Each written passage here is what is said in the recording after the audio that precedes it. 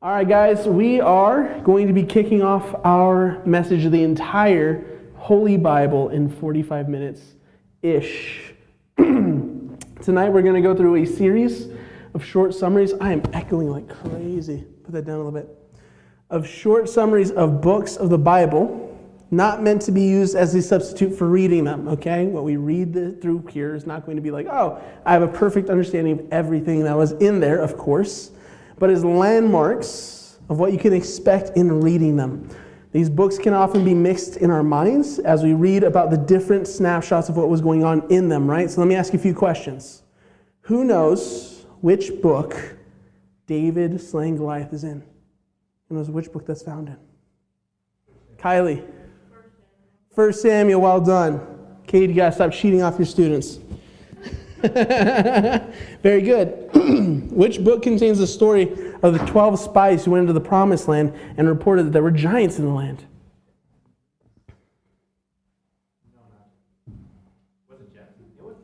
Genesis, not Genesis. You're shaking your head at him. What do you got? Not Exodus. It's not Deuteronomy. It's not Joshua. It's not Leviticus. It's Numbers. Who would have expected that Numbers? How many times have we heard this story and we don't think about Numbers, right? Who knows by show of hands, you don't have to give an answer for this, but who knows by show of hands that Israel was once two kingdoms for a time? Craziness, right? There's a bunch of stuff in our Bibles that we don't have a great grasp on, historically, or to what's important, or where to find it. I can tell you about a million Sunday school stories that I've heard, right? But if I can't tell you where they are, I can't tell you how they connect, I can't tell you the full importance of what they carry. We are often quite ignorant of how the books of the Bible fit together, and where these stories that we learn from Sunday school come from.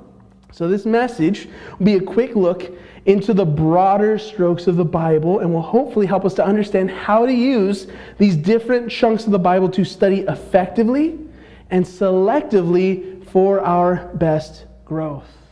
This message comes from someone asking, where do I start reading in the Old Testament? That question is so layered, guys. All of us as new Christians, right, when someone gets saved, they're like, where do I start reading? I was like, the Gospels.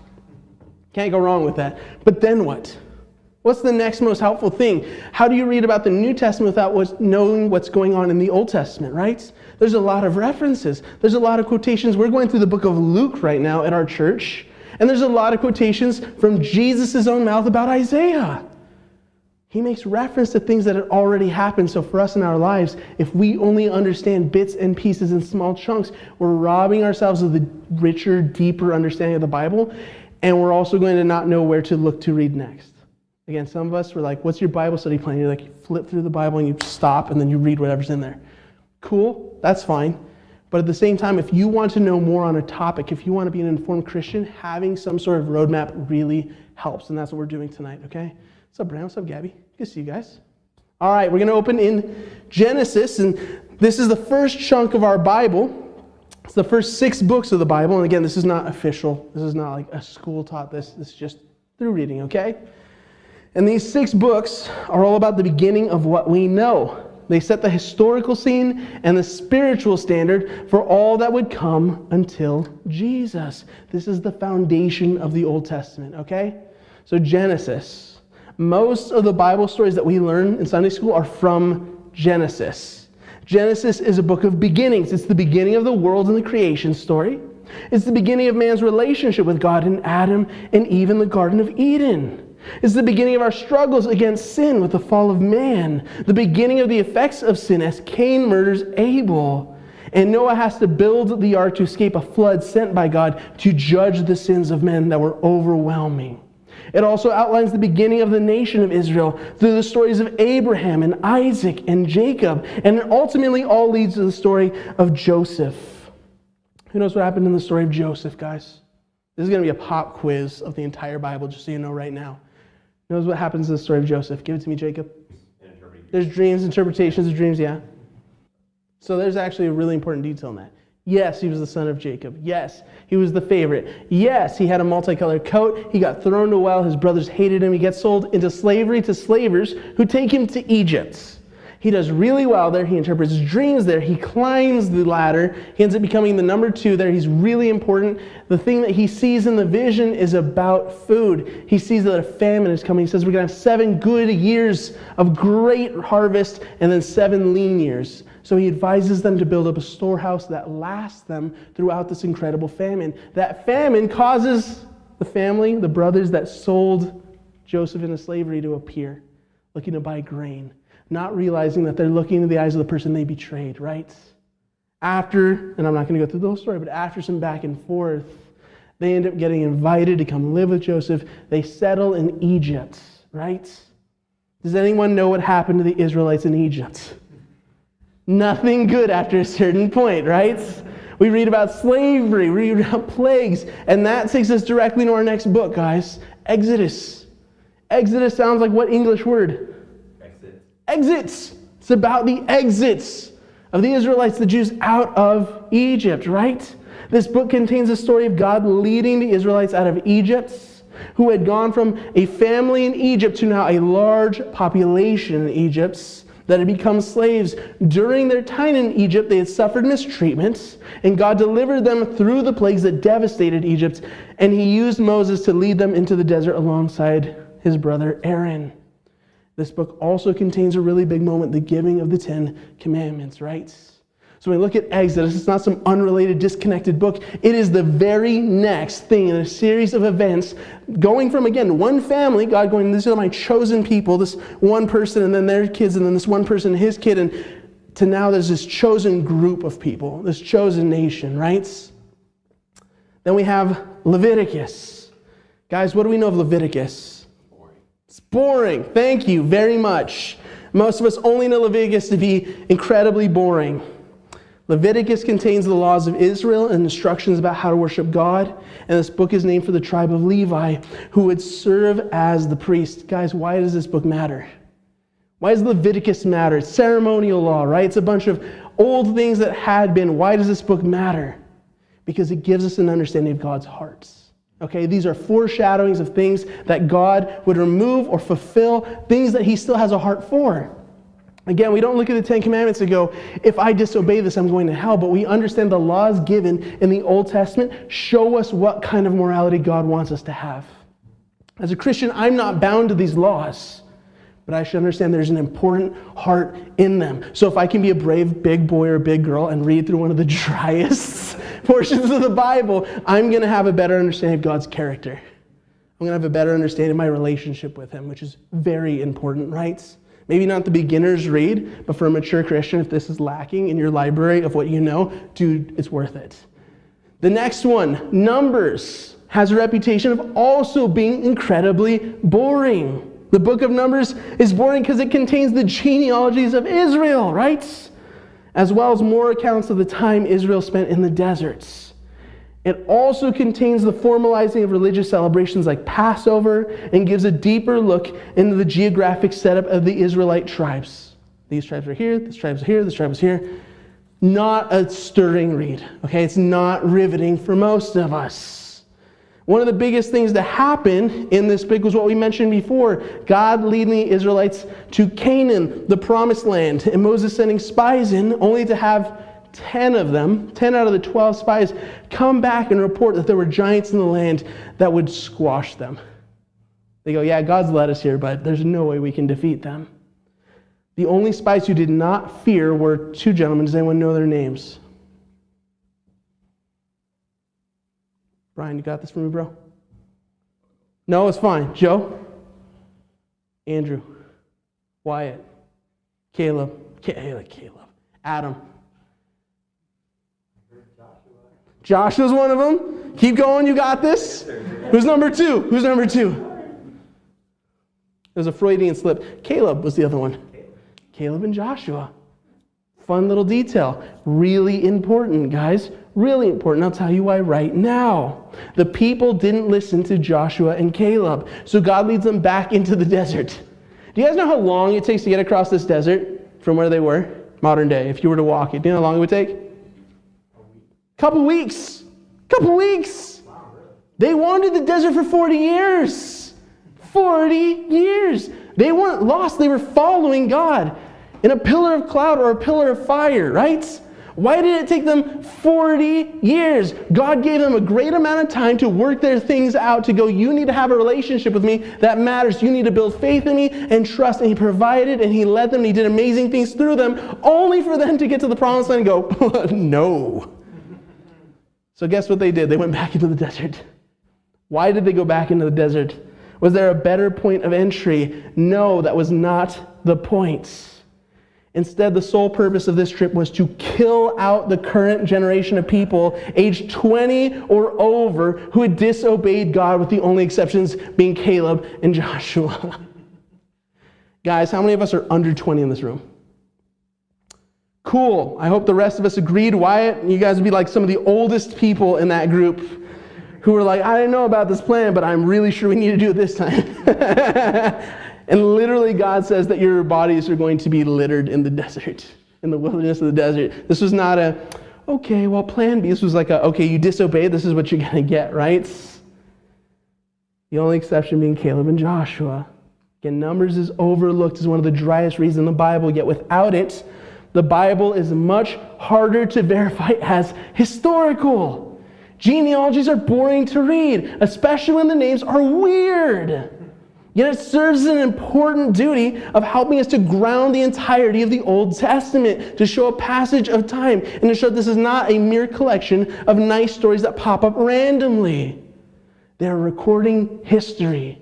When I look into a history book, I see years next to the dates of great battles, wars, breakthroughs in economy, right? For us in the Bible, we see generations. We see generations that show a passage of time and when exactly things happened. Deuteronomy. Who knows what Deuteronomy has in it? How many of us in the last 6 months have read through Deuteronomy for fun? Okay, cool, me either. Nobody. Deuteronomy also contains accounts of great battles Israel fought while in the deserts, while waiting for the older generation to die out. Again, it immediately continues. There also are reminders of the rules that they must follow, because guess what? These people are being retrained. The younger generation is being brought up. They need to know what God's standard is so that when they go into the promised land, they don't instantly sabotage themselves. This is discipleship in a large mass by the hand of God. God wants to bless them in this promised land, not see them disobey as their parents did, because that would cause great suffering. God also continues to give rules about how to conduct ourselves and the laws that this nation should uphold to govern them through disputes. This book ends with a huge bit of change. It ends with the death of Moses and the passing of the torch to Joshua. And this is a significant moment for any reader of the Bible, as we realize for the first time the nation of Israel will be led by someone other than Moses. For the last 4 books, we have read about Moses and Israel, but now we will begin the transition into later leaders of this nation as a theocracy, meaning a God-governed nation, a God-led government, right? And eventually we'll see it transition to a monarchy led by kings. This is also an important moment in the actual text for us, because to this point, every word we have read in the Bible was authored by one person. It's believed to have been authored by Moses.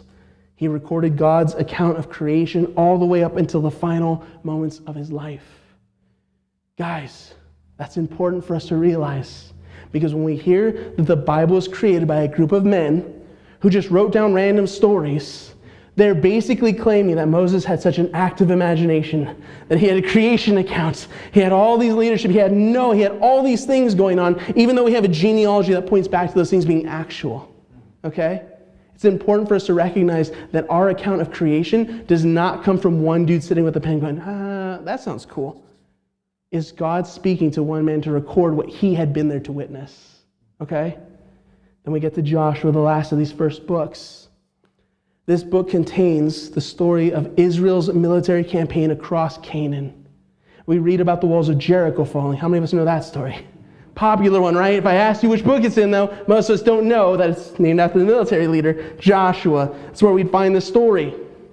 We also read about the sun standing still so that Israel could destroy the joint army of 5 Amorite kings who rose up as an enemy coalition. The book of Joshua tells us God confused these enemy armies, leading to a massacre that took so long that he had to hold the sun in the sky to allow the battle to continue for its full results. Guys, you were sitting there swinging a sword so long, the sun starts setting, God goes, nope. That's wild. Absolutely crazy. What's crazier is that that's not the craziest part of our story. It's not the wildest part of this account. God holds the sun in the sky to allow the battle to continue, and God also hurled large hailstones down on the retreating armies. And the Bible tells us so that more of the soldiers died from the hail than even the Israelite armies. Sun had to be held up to allow the massacre to continue, and the hail still killed more of them, meaning more of the enemy army died at the hand of God than anyone else, and that can be found in Joshua 10, verse 11. Not making this up. Israel then topples those 5 kings while pushing forward to destroy the nations to the south, followed by pushing through the nations of the north. And Joshua 12 lists the kings toppled by Israel during this time. I want somebody to make a guess. How many kings do you think they toppled during this period? At least 20. Yeah, you're right. Anyone else have another number? 31. 31. How many kings does a nation have? 1. 30 at a time. Yeah, 31 kings, guys. 31 nations got mollywopped. The back half of this book is a little bit boring. It tells us about the allotment of the taken land, meaning which tribes would inherit which spots, right? And this would bring to an end the first part of the Bible about the establishments of everything that we know. Israel was established, the promised land was taken, the laws are given, creation has taken place, and now we read about the history of Israel, the nation, in its relationship with God. We transition to the next little bit here, okay? So if you need to know how everything got to be the way it is, read these books. We just broke it down. If you're looking for one specific part, read through one specific book. But if you just need to know how did we get to the table that the game's being played at, that's what you read. All right? Let's go to our next book. And I want to play a game. Who can name a single judge from the Old Testament? They're found in the book of Judges. Some are easy, some are not. Jacob? Was that a hand wave or were you just... Samson? Yeah, Samson was a judge. Anyone else? There's like 2 more that are really well known. Prophet. No, not a judge. Coming later. We're going to get to that guy. Judge Judy? Someone say Judy? Was that Jacob again? Who said Judy? Dun, dun, dun. Dun, dun, dun, dun. Gideon. And the woman who led Israel named Deborah. Deborah. Those are the 3 judges that we often talk about, right? The strongest man, the man who was too scared to go fight, and then had to take his army out and winnow them down to a number where it's like impossible for them to win. I have it written down somewhere too. The odds of them winning were crazy low because it was like a 1 to like 354 ratio in that fight. It was nuts. It started off like 100 to 1 and then it just got ridiculous. I would have to look the number again. I'm probably way off, but it was a huge number. And I mean probably way off like in too low. It was crazy ratio of people fighting here, right? Guys, this book Judges is a book that gives us the names and deeds of the men and women raised up to lead Israel in times of great need. Because again, at this point, Israel had no kings. Every other nation has kings. Israel has a theocracy, meaning God would speak, the people would do. In times of peace, no standing army. In times of peace, individually, you pray to God about what you do. When a nation says we're going to come crush you, there's no person you run to and go, hey, it's your job to protect us. It's God. And you wait for him to pick the person who's going to do it, which makes this terrifying, right? Really hard for a lot of people with little faith to swallow that pill. God would appoint these leaders again to stand up and lead the nation when they need protection. And during this book, we see a cycle appear as Israel starts off close to God. Again, when you're conquering other nations, killing kings, taking names, kicking butt, dude, God's your favorite. I love God. I love when he lets us just do this and do that, gives us all these great things. I love the land God gave me. God, you're all right. But then after a bit, when God's role goes, great, now that we've taken the land, let's govern it. Let's be righteous. And he starts to cramp your style a little bit. All of a sudden, God's not so cool, right? That's the cycle we see. People start off close to God, then they begin to drift from him and worship idols because those idols have less rules. Those idols are pretty cool to hang out with. They're pretty cool to get a drink with, even if they're not the ones that actually helped you do what you needed to do, right?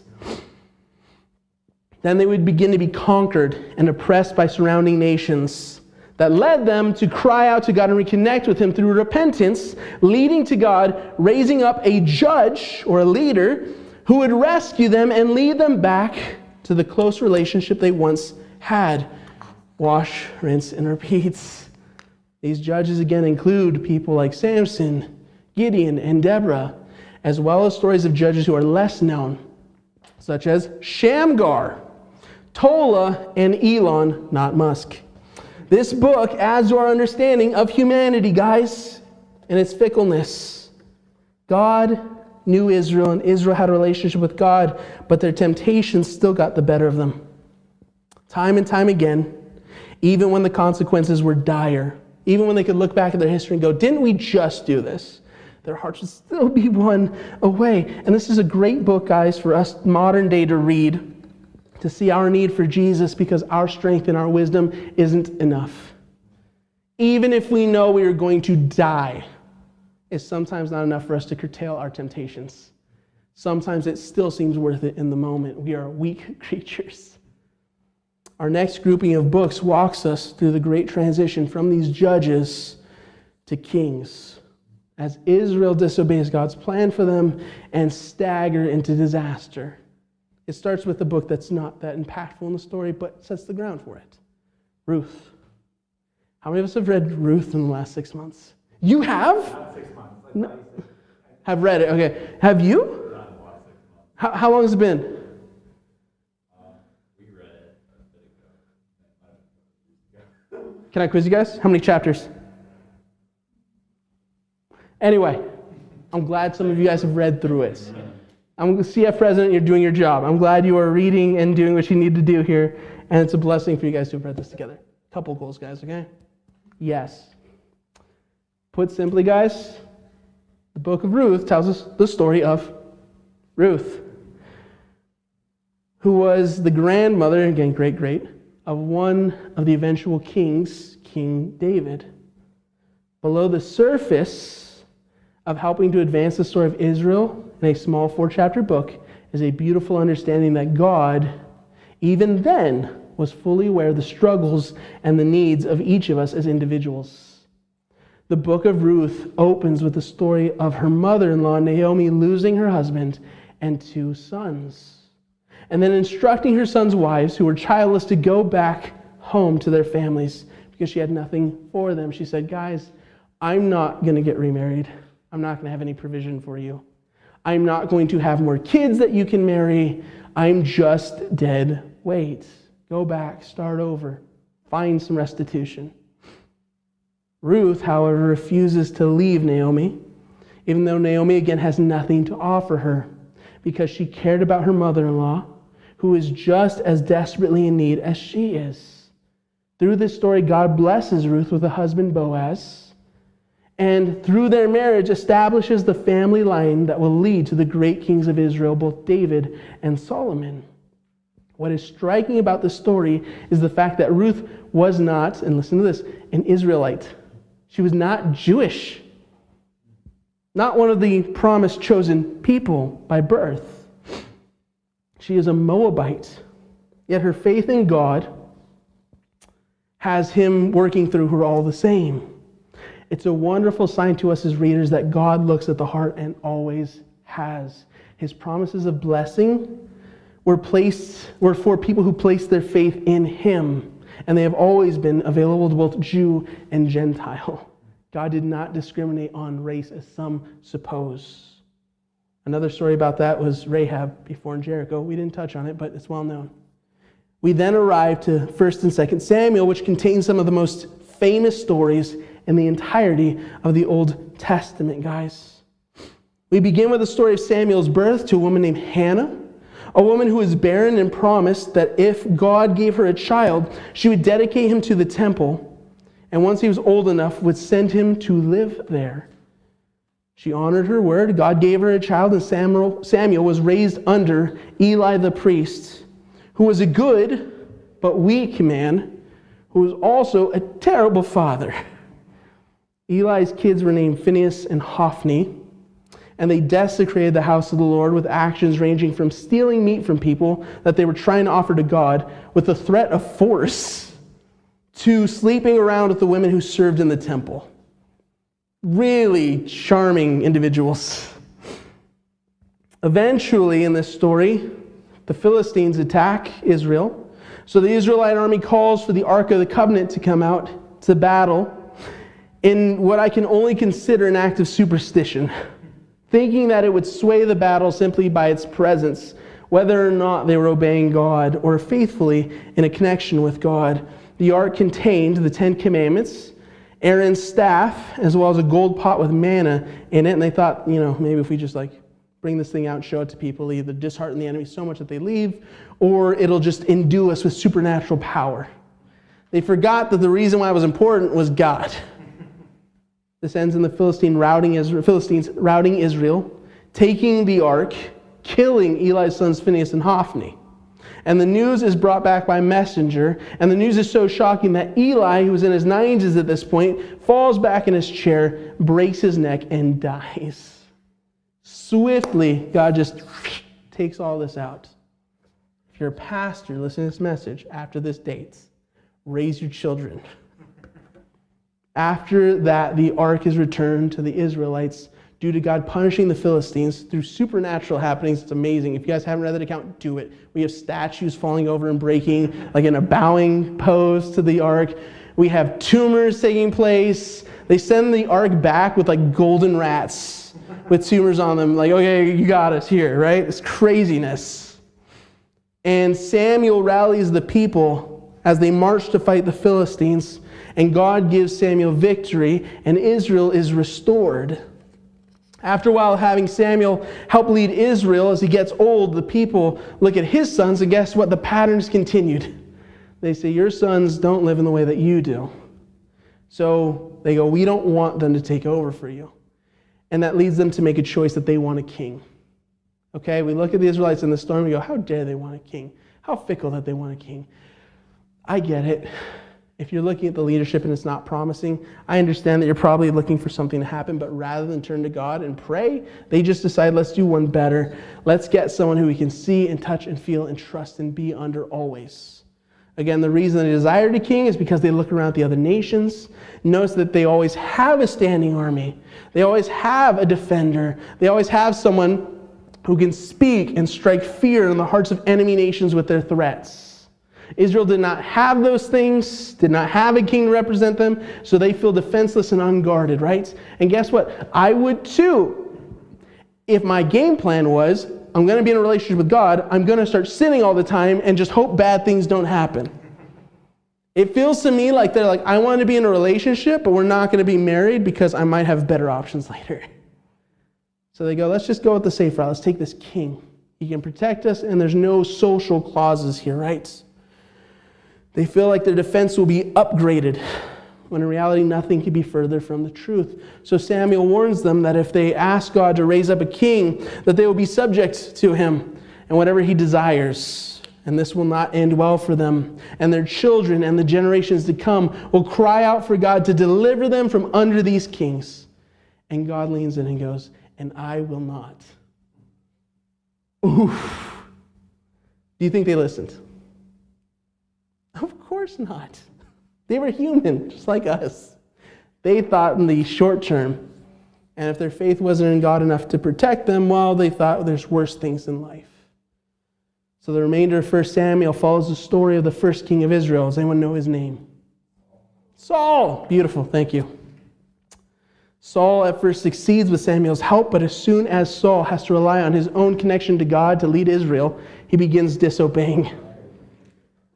This leads, we got more back there. Good job, guys. Good job. Keep on it, Kylie. This leads to the many trials Israel would face under his leadership, as well as God rejecting Saul as king. Do you guys remember the instance that led to this? We've talked about it before years ago. I don't blame you if you don't remember. He's supposed to go to the Amalekites. The instructions are, anything there, kill it. Up until this line. Meaning if the people leave, good to go. They can always leave. If they stand and fight, you kill it. You don't take any animals. You kill them. You don't take any goods. And above all, don't take the king. Kill him. What does Saul do? Takes the king, takes the animals. The prophet Samuel, opposite of all of it, walks in, goes to Saul. Saul goes, great, God's moved. Look how he won the day. Yay. And he goes, what's this bleating of sheep in my ear? What's this lowing of cows? And then he sees the king and he goes, mm-hmm. And he tells Saul that God is removing his blessing from him, that he will no longer retain the kingdom, that another will rise up and take control. Saul reaches out and grabs the end of the cloak of the prophet Samuel and says, please pray with me, make it not so. Samuel says he will not. And so Saul rips the end of his garment, meaning this was not just desperation, this is probably anger. I didn't get the answer I wanted. And then Samuel goes and kills the king. This will be important later. The king's name was Agag. Agag. Keep it there. All right. So, God moves away from Saul, and a new character comes onto the scene. David, the shepherd boy, giant slayer, musician, a million other things. Collector of foreskins. Not in the notes. David is anointed by Samuel as the king to be, and he is raised up by God into a powerful giant slaying man. And then 1 Samuel concludes with Saul's death on the battlefield. Spoilers, Kylie. Youth group's going through this right now.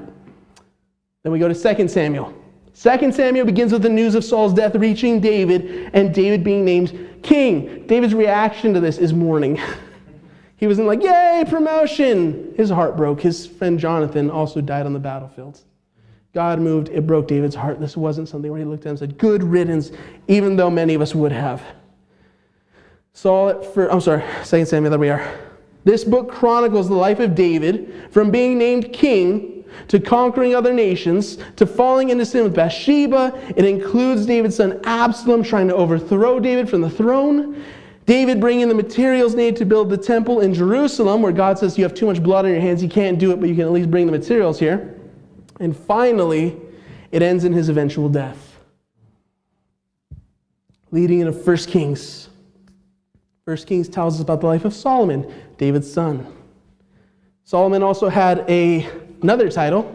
God came to him and said, I'll give you whatever you want. He asked for wisdom, and God goes, great, you're going to be the wisest person ever, and because you asked for this, because he goes, I want wisdom to lead the people well, he says, great, you're also going to have riches and all these other things too. Solomon was loaded. Israel was loaded. Israel would never be a more influential, powerful, or rich country than when it was under Solomon, which makes us think that Solomon was probably a great guy. No. Had like 1,000 women he was sleeping with. Like 700 of them were wives. Okay? Not a good person. Just a very smart person. All right? Wisdom for the world is great. Lacking understanding of who God is and obedience to him, not great. Again, a good picture of how powerful temptation can be when you're the wisest person on earth and yet also constantly acting foolishly. So, 1 Kings takes us through the building of the temple under Solomon, and then goes beyond Solomon to tell us about the great split that happened in Israel. One of them was Israel. Thank you. What was the other one? Judah. Israel and Judah. Following the death of Solomon, his son Rehoboam takes over and is such a cruel king that he splits the kingdom in two. We see the first rise, the northern kingdom, still called Israel, and the southern kingdom now called Judah, which consisted of two tribes, Benjamin and Judah, while the other 10 remained as a part of the northern kingdom of Israel. From here, these two kingdoms would follow different paths to the same destruction. The southern kingdom of Judah would remain loyal to Rehoboam and retained Jerusalem and the temple. But the northern kingdom was ruled by another king with a similar name. His name was Jeroboam. So when Jeroboam took control of the northern kingdoms, he decided it was too dangerous to allow people to travel into the southern empire to worship God at the temple in Jerusalem. So instead, he raised up 2 golden calf idols, just like the ones Israel had made in the desert after leaving Egypt. And he told them, "Here is the God who delivered you from slavery," because he didn't want people traveling to Jerusalem to worship God, fearing that it would soften their hatred of Rehoboam, the southern king, and it would lead to them overthrowing him in the north. This action would set the tone of what these 2 kingdoms would look like. So, as we continue on, we see the southern kingdom, which would remain far more loyal to God. Even though both were a mess, this one did far better. Judah would go on to have 19 kings and 1 queen.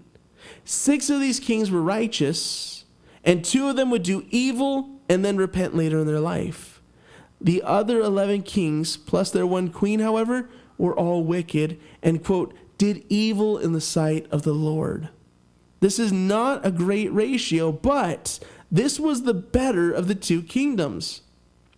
The northern kingdom of Israel would have 19 kings as well, but 18 of them were wicked, and the other one seemed to do good and bad back and forth interchangeably. In other words, there were no righteous kings to speak of in the entirety of the history of the northern kingdom of Israel.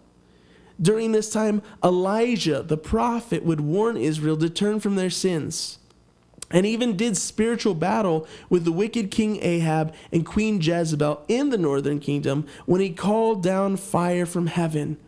And the prophet Micah would also speak judgment on the northern kingdom, which leads us to 2 Kings. This is where Elijah's ministry concludes, and he is taken up into heaven bodily without dying by a chariot of fire. And the torch is then passed to his protege, Elisha. Elisha does amazing miracles and eventually dies of illness. And then we see the final result of the sins of Israel in both kingdoms. Israel, the northern kingdom, falls much sooner, and it falls to the Assyrians. The inhabitants of the northern kingdom were then ripped from their homeland, which was given to foreigners. Judah, the southern kingdom, continues on for a bit longer than Israel, but they too fall into sin and are conquered by the Babylonians, with Judah's final wicked king being forced to watch his sons murdered in front of him, followed by the immediate gouging out of his eyes. This leads us to 1st and 2nd Chronicles. 1st Chronicles recaps everything historically from Adam to David and ends with the commissioning of the temple. And 2nd Chronicles covers the beginning of the construction of the temple under Solomon until its destruction during the invasion of the Babylonians. It gives a different vantage point and different details of these accounted stories and is a great additional read after you've read Samuel and Kings. Both of these books are believed to have been written by Ezra. And with that, we transition out of the history, biblically, of Israel being a nation. In fact, Israel will never be a sovereign nation again at any point during the course of the Bible. They will not be a nation until the year 1948. That's right after World War II. Meaning that from the time that the Assyrians conquered the northern kingdom of Israel and the Babylonians conquered the southern kingdom of Judah, Israel would not be a nation. So the following gives us the history of during this time. A few of these books are not in chronological order, I'll tell you. For instance, the book of Daniel came well before some of the other books like Ezra and Nehemiah historically. But the Bible doesn't have them in that order. So if you choose to read them in that way, chronologically, hey, no big deal, great. But it helps to know that if you want to read them in the order that the Bible gives them, they will not be in the correct historical order, which helps to really unwind some of our confusion surrounding these books. With that, we dive into Ezra and Nehemiah. Ezra and Nehemiah were contemporaries. One returned to Jerusalem to help begin rebuilding the temple, while the other returned to help rebuild the walls of Jerusalem, so they would not keep getting pillaged and abused by the surrounding people. And this would mark a time of great spiritual awakening in Israel. The next book is Esther, a story of God's deliverance through the courage of Esther as she becomes a queen during the rule of the Persian Mede Empire. I want you guys to hold on to that Persian Mede Empire. We're going to hear.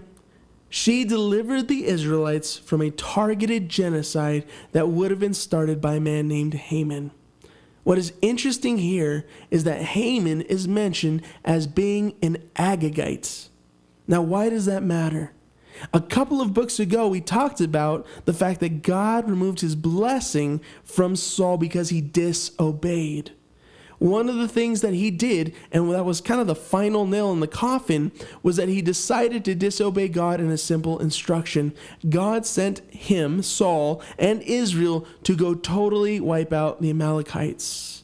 They were given instructions that they were not to take any sort of prizes, any sort of livestock, and they were not supposed to take prisoners. Instead of doing this, when Samuel the prophet arrives into the war camp of Israel, he has to ask, what is this bleating of sheep in my ears? What is this lowing of cows? Knowing that Saul had disobeyed God openly. In addition to that, Saul had also decided that rather than killing the king of the Amalekites, that he would instead take him as a trophy. That king's name was Agag. He was the forefather of these people, the Agagites, of which Haman was one. Meaning that Haman was a descendant of that king that Saul was supposed to kill, who instead was taken captive. And you might be thinking, what's the big difference between a king killed in his kingdom or a king killed immediately after? Because Saul does actually give him up to Samuel, and Samuel kills him on the spot. And I'll tell you this, a king killed in the midst of a massacre is a king who is brought to his knees. But a king who is taken captive, who's never seen again, can live on as a symbol of rebellion. So it seems that in the hearts of these descendants like Haman, Israel was still someone who they hated, who they wanted to take vengeance on, and they probably held Agag up as that sign of collective rebellion. So the story of Esther, when we understand that, is actually a wonderful story of God's power and faithfulness. Despite the fact that Saul did not obey, God still protected his people through this woman. After this, we get a collection of books. We get Job.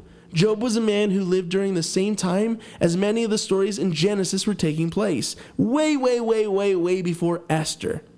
He would have come after Noah, but before Abraham. And his story is one of loss and trial and triumph as God showcases his might and faithfulness to individual believers. As an interesting fact, there are also two great beasts named in this book. One of them seems to, by description, line up to be some sort of a dinosaur. He seems to have a long neck and maybe kind of resemble a brachiosaurus or something like that, while the other one seems to be something even crazier, a sea dragon. Job 41 verses 18 through 20 says this of that second creature called the Leviathan.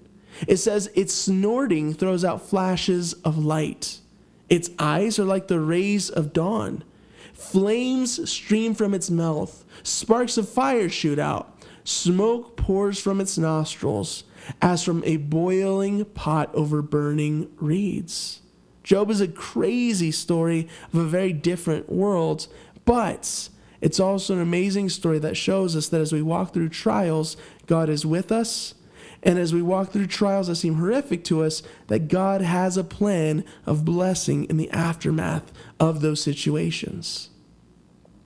Then we get to books that were written much later again by King David and Solomon as well as others.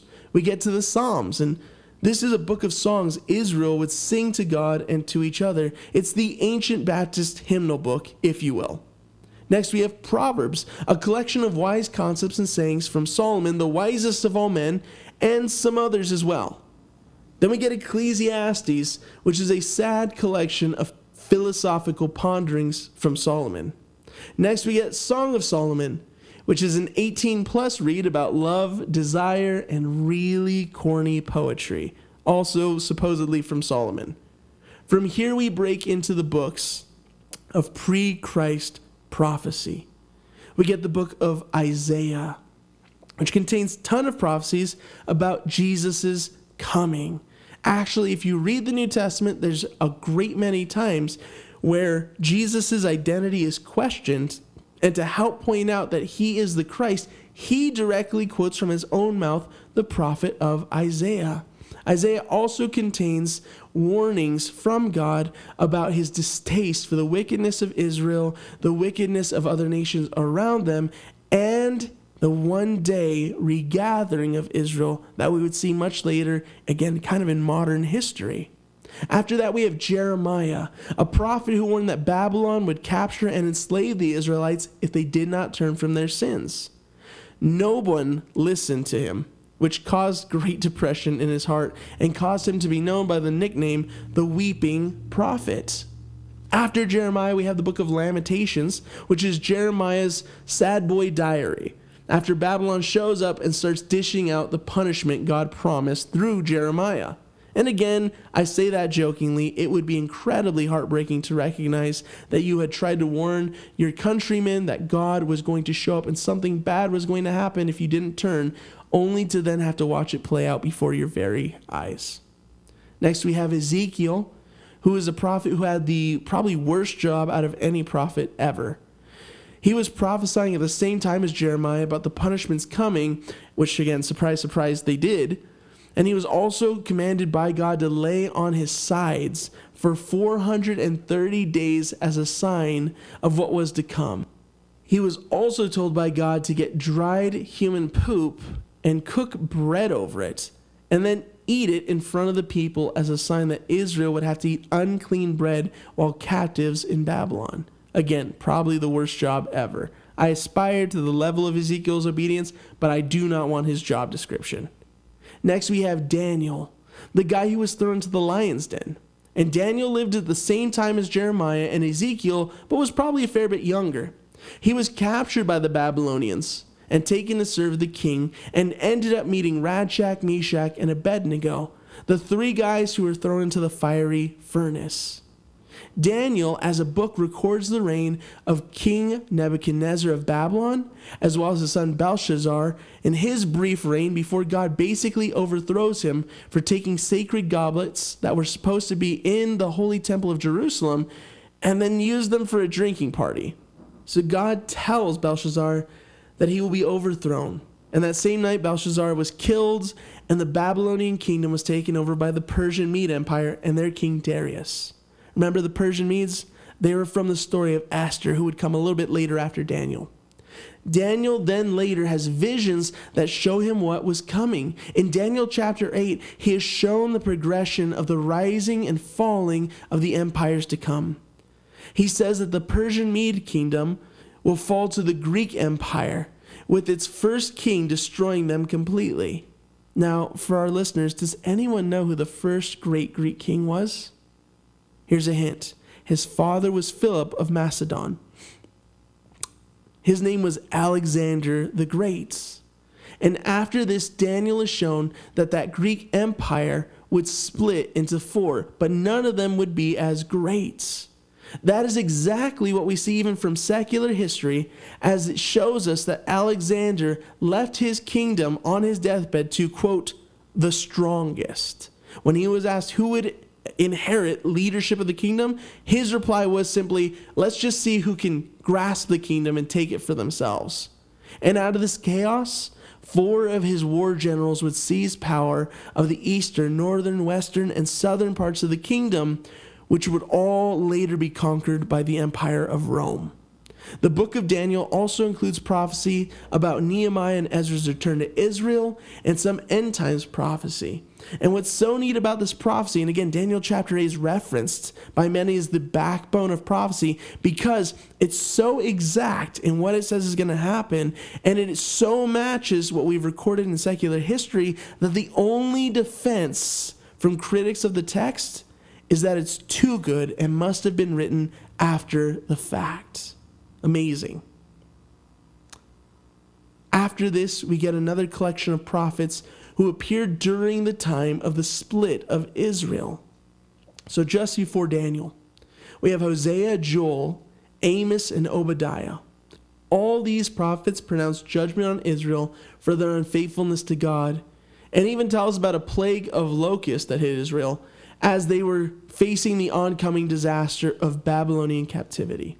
After that, we have the book of Jonah, and Jonah is actually also a contemporary of Hosea, Joel, Amos, and Obadiah. But instead of being in Israel at the time, he was sent out to the capital city of Assyria. That capital city was called Nineveh. He tells the Ninevites to repent because, well, God forces him to after making a deal with God to release him from the belly of a great fish. See, Jonah really, really, really hated the Ninevites. And yet, God works through him and through his message as the Ninevites repent and are saved. Again, showing us as the reader that God has mercy, even back then, on non-Jews in the Old Testament. It is a great read also for any Christian who is begrudging God for asking them to love their enemies. Next, we have Micah. And Micah was a prophet who was just before the time of Hosea and the bunch, but was also prophesying to both the northern and southern kingdoms of Israel and Judah that God would punish them if they did not repent. Micah also gives us an incredibly important prophecy. He prophesies that a ruler would later come out of Bethlehem. Any idea who that was? Jesus. Next, we have the prophet Nahum. He prophesies after the fall of Israel to the Assyrians, but before the time of Judah's fall to the Babylonians. And he prophesies about God's coming judgment on the people of Nineveh after they had first listened to Jonah, but were now once more returning to their sin. They were later destroyed in a crazy way. They were conquered by the joint power of the Persians, Medes, and Babylonians, well before Babylon even came for Judah. So they were absolutely wiped out by the most massive forming kingdoms of the time. Next is Habakkuk, or for those who are more educated, Habakkuk. Habakkuk pleads with God to stop the violence and injustice in Judah. And God totally agrees. He sees the wickedness going on under some of these wicked kings. So Habakkuk is instead met with a word from God promising not only a stop to the current violence, but an end to Judah as a nation by the hand of the Babylonians. After this, we have the prophet Zephaniah. And God reveals in the book of Zephaniah that his anger with wickedness is not limited to the Israelites or the people of Judah, but towards all who are wicked. God also promises the destruction of Israel and Judah for their wickedness, but he also says that he will restore his people after a time of purification. After this, we have the prophet Haggai. See, during this time, the work of rebuilding the temple that Ezra started had stopped altogether. And this prophet lets Israel have it for that fact. He urges them to carry on the task of building God's temple and not allowing the house of God to sit in dishonor while they instead take care of themselves. This prophet was writing this actually during the time of Ezra, while he was still there in Jerusalem. So we actually see a change in Ezra 6 that is spurred on by this prophet as we see the work of rebuilding the temple continue. After this, we have Zechariah, and it is full of messianic prophecy pointing towards the work that was going on then, as well as the work that would one day come in the day of Jesus, and even the work that would come in the final days of Revelation.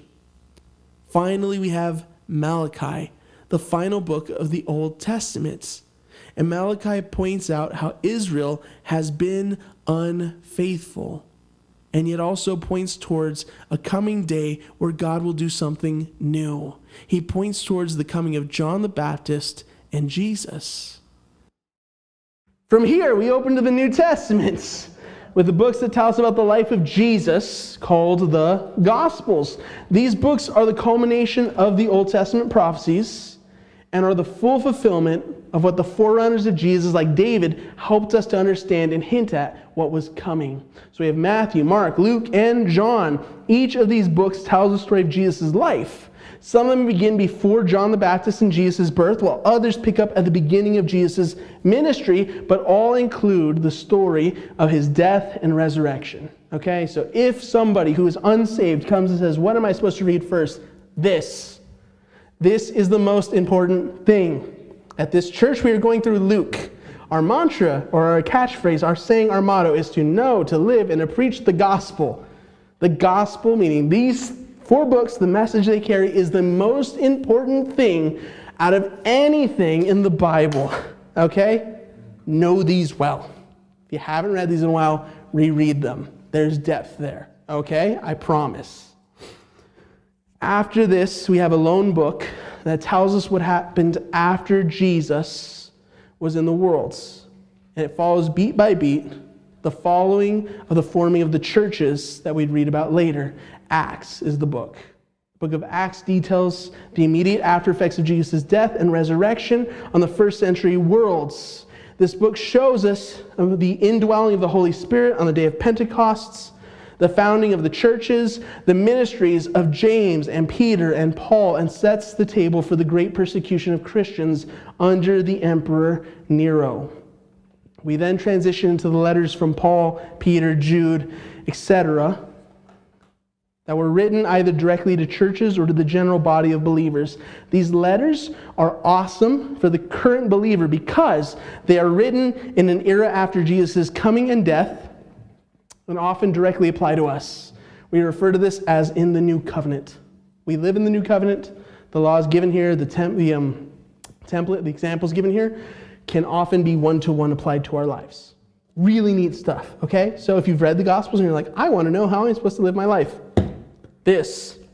read this. This is the history of the church and really helps. We get to Romans. Paul writes to the church of Rome before his imprisonment there and lays out the gospel in a different way and gives us such quotes as, for all have sinned and fallen short of the glory of God. If you declare with your mouth, Jesus is Lord, and believe in your heart that God raised him from the dead, you will be saved. And do not conform to the pattern of this world, but be transformed by the renewing of your mind. Romans helps us to form a great deal of our understanding of our connection as Christians, as Gentile Christians, to God, and how we are to view our part in the story of our salvation. Get to 1 and 2 Corinthians. And anytime a church is written to twice, it's usually not good. Both of these books are letters to the church in Corinth from Paul, and they have complementary roles. The first one is a sharp rebuke of their actions and a reminder of what they're supposed to be doing, right? While the second one sets about trying to reconcile their hearts to God. This is a wonderful set of books to read and internalize as members of a body that need to remain committed to our obedience to Christ rather than to church leaders or trends. Okay, this is where we get, I am of Paul, I am of Peter, I am of Apollos, I am of Jesus. As if those were separate movements or teachings. Guys, Paul and Apollos and Peter were all of Jesus too. And guess what? Even the ones who said, I'm of Jesus, were giving the right answer because they weren't going, come on guys, we're all on the same team. They're going, we're better than you. We went to the source. All right? These were all kind of nitpicky intellectual people, seemingly, trying to up their clout by being attached to the most relevant teacher. Galatians is next. Another book written by Paul to the churches of the area of Galatia, not to one church, to warn them against mixing their faith with the surrounding culture. The Galatians as a culture were open to the idea of many truths, but this led them to mixing Christianity with the idea that works can save us, which is common in every other faith system. The people of Gaul were used to just kind of adding new gods to their already existing gods. And that helped them to adapt to the Hellenistic movement of the Greeks, to be kind of brought into the Roman Empire. But for the Christians, this spelled disaster. So this is the book where we get Paul saying that he's amazed that they have turned away so quickly. They had watered it down and fallen away so fast. This book is the one that gives us the loudest endorsement of the fact that it is by grace that we have been saved, not by works. And it also gives us the fruit of the Spirit. If you're looking for some good understanding of grace, go to Galatians. Next we have Ephesians, a letter from Paul to yet another church.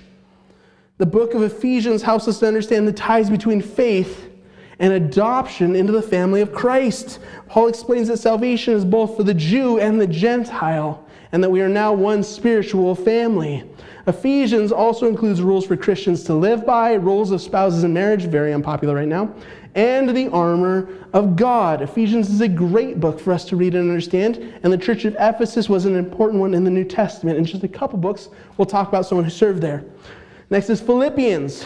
The book, again, written by Paul, gives every Christian the paradox of having joy while in the midst of suffering and hardship.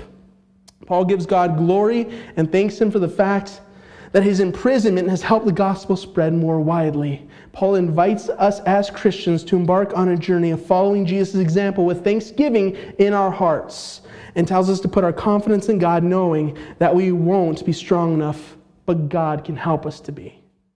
Colossians really focuses on our identity in Christ and how that should impact our lives and choices. Yes, Paul wrote this one too. 1st and 2nd Thessalonians, one of the rare letters from Paul that wasn't to fix problems, but to encourage the church in Thessalonica. He thanks the church at Thessalonica for their diligent service to God and tells them that the report that he is receiving about them is encouraging to his heart. And the second letter is to them as a call to stand firm in the face of great challenge as he prays for them. Then we get 1st and 2nd Timothy, guys. These were both written to Timothy while he served as the leader of the church of Ephesus. The book of Ephesians was written to the church of Ephesus. 1 Timothy is a letter from Paul to his protege Timothy, urging him to continue in his work in Ephesus boldly. He tells Timothy how he is to lead the church, how to appoint elders and deacons, and reminds him of his calling. Chapter 4 is what gives us that idea of not allowing people to despise us for our youth, but to be an example to the other believers in faith, in purity, etc. 2 Timothy was Paul's final letter that he ever wrote, chronologically, and is both a thank you to Timothy for the blessing he has been, as well as the final instructions from Paul as he realizes that he will soon be killed for his faith in Rome. We have gone through both these series here at Doulos in the form of Dear Timothy and Farewell Timothy, our sermon series. Next is Titus, which we went over recently. Titus was another young student of Paul.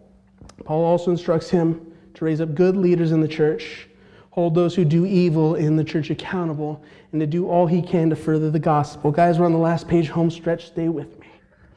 Next is Philemon. It's a one-chapter book. That was a letter from Paul to a man named Philemon. This letter was written on behalf of an escaped slave named Onesimus, who Philemon owned. Paul urges Philemon to see this man as a brother, to spare his life from the punishment of death for being a deserter of his duties and escaped slave, and lays the biblical case for the freeing of Onesimus as a brother in Christ. This is important. It helps us to recognize that when we are being mistreated, we do not have the right to take up arms and fight back as Christians. Yet at the same time, as Christians who may hold power, our job is to step in and speak up on behalf of justice. We do not take justice in our own hands, but we act as those who walk with God under his justice and seek to advance it as best we can. Delicate balance here in a social justice world. Hebrews, guys. Finally, a book we can't say for sure Paul wrote. Some believe this book was written by Apollos, but no one truly knows for sure who authored it. This book focuses on the fact that Jesus was the fulfillment of many prophecies of the Old Testament and urges us to hold tightly to Jesus' authority as the Christ, the perfect sacrifice and atonement for our sins. And Hebrews chapter 11 contains what we know as the Hall of Faith, a great collection of believers who held to their faith as a template for what our faith should look like all throughout the Old Testament. James was a book written by James. It was chronologically the first book written in the Old Testament. It is written by James, the brother of Jesus, and this book is written in the early church, which was primarily Jewish, and it lays out some of the most basic doctrines of salvation and behaviors that Christians should upkeep and follow after. 1 Peter, this is an all-time sleeper pick, guys. If you haven't read 1 Peter, it's not that long, do it. This is my favorite 101 book about Christianity. It pushes us past religion into the understanding that Christianity is a relationship and lays out all the necessary things every Christian starting out needs to know beyond the gospel. It's written by Peter. Next we have 2 Peter, Peter's bite-sized follow-up, urging believers to know that Christianity was not a deception made up or invented, to beware of false teachers, and to behave ourselves according to our faith. Another absolute banger. We have 1st, 2nd, and 3rd John, a letter from John the Beloved, about the love that we should have at the core of our lives as Christians and a call to separate from sin. 2nd John is a one-chapter book telling us to walk in truth, love, and obedience to God. And 3rd John is the shortest letter of all, which tells us to focus on treating other Christians well and continue to live as Christ called us to. We're down to the last 2 books. Jude. It's a short one-chapter book that describes God's coming wrath on the wicked and an encouragement for us to endure. Finally, we have the last book of the Bible. Anyone know its name? Revelation's quite famous. Huh? Written by Revelation. Written by Revelation, yes. Written by John, but it was Revelation. This, of course, explains the end times more extensively than any other book in the Bible. Again, a book written by John the Beloved while he was in prison in Patmos, and was a set of visions given to him about what was to come. It also contains some of my favorite warnings to churches in the first couple of chapters. Guys, if you're reading Revelation, I honestly 100% think that the first chapters are more impactful to us than the last. I'll give you this thought. We are terrible at understanding prophecy until it is past. Everyone who followed Jesus didn't at first realize he was going to die, even when he told them, I'm going to die. We are terrible historically at having prophecy being fulfilled and looking and going, hey, that's what was being talked about. All right? The Jews didn't realize Jesus was a thing until the wise men came looking for a star over Bethlehem, right? Then everyone was like, oh shoot, there's this prophecy that something might happen. And even after that, people still didn't realize who Jesus was. For the longest time in the book of Luke, they're wondering who this dude is. King Herod thinks that it might be John the Baptist resurrected or an Old Testament prophet Elijah brought back. All right? We are terrible at understanding prophecy. So everybody who sits on the radio talking about Revelation as if they know exactly what's going to go down, don't believe them. We don't know when it's going to happen. Our best guess is stupidity. It's foolishness. All right? It's wonderful to know that there are things coming that will impact us. It's good to be alert. I'm thankful for Revelation to keep Christians on the ball and keep them on task. But that being said, there's way too many Christians obsessed with the idea that they're going to know exactly what's going to go down, as if every single conflict in the world is the last one that's going to happen. And there's way too many Christians that allow this apocalyptic vision to then lead them into believing things like the Illuminati and chemtrails. They're not the same thing, okay? Ultimately, as Christians, we follow Christ and what we're supposed to do in our day-to-day and how we treat people and live our lives. Revelation does not change that. The first few books are more instrumental in my Christianity than anything beyond them, okay? Don't get hung up on Revelation as if you're going to understand it or someone has cracked the code. Look at it as the stopwatch is counting down. Okay? Beautiful. We're done. Only took us an hour and like 20 minutes because we started a little bit late. Only almost double of what you said. Ish. Do we have any questions? Okay, let me tell you guys this. What we just went through, I will make sure it is available online. So if you tuned out, you still have it. If someone wants it, they can access it. We'll be putting up more materials to help you understand how to read these things in some highways, okay? We're going to try to pair Old Testament prophecy with New Testament fulfillment. We'll try to pair history of Israel, just the historical little bits all throughout the books, things like that, so you guys can bunny trail your way through the Bible with a singular focus, all right?